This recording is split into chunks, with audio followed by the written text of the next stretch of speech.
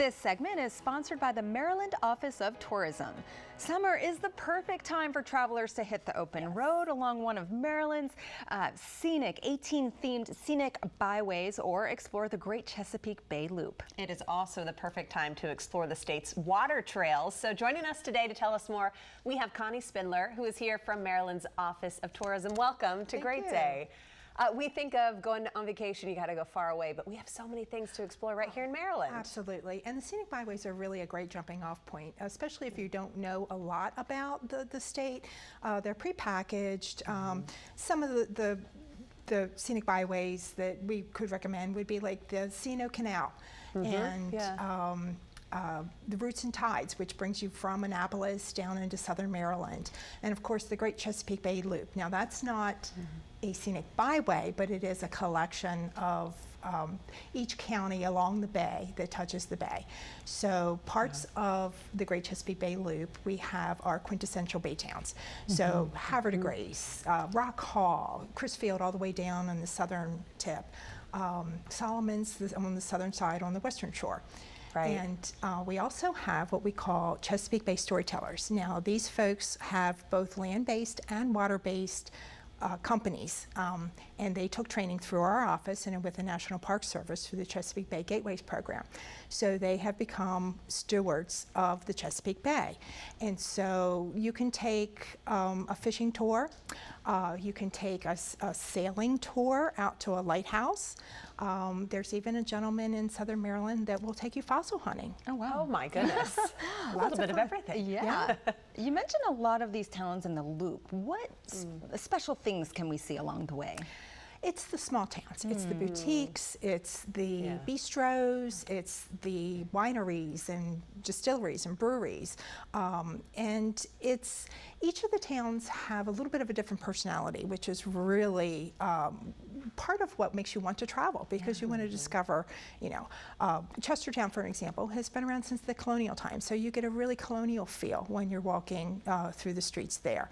Havre de Grace, it's very much maritime, so there's a decoy museum, there's a maritime museum, there's one of the oldest lighthouses in continuous operating use on the bay. So lot to discover. I know at the beginning we mentioned water trails. Yes. Where should we be going for these water trails? Well, with the heat this summer so far, water trails are absolutely, visitmaryland.org has a collection of water-based trails, and they're organized by the type of water. So you'll have your tidal rivers, you'll have the Chesapeake Bay area, and then you also have Western Maryland with the whitewater. So it's depending on your comfort level, on just how wild or mild you'd like to be.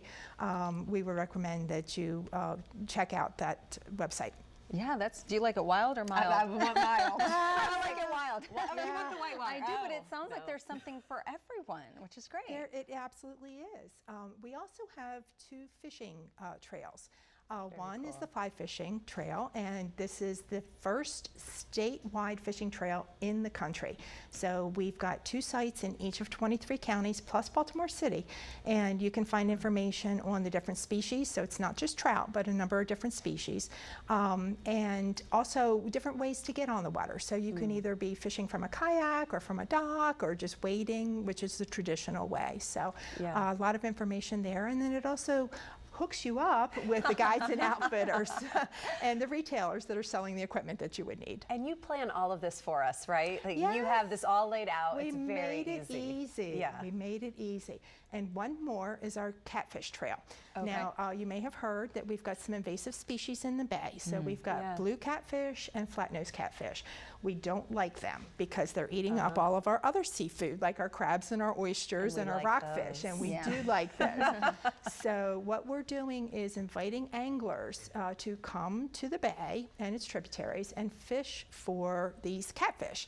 So we've got information about places where you can put in. We've got charters captains that are running catfish specific trips.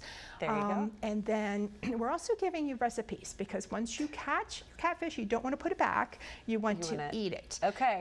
And then the last part of it is we've got restaurants. If you don't feel like cooking your own catch, there are restaurants that have wild caught Chesapeake Bay bluefish on the menus. Wow. Excellent. Yeah.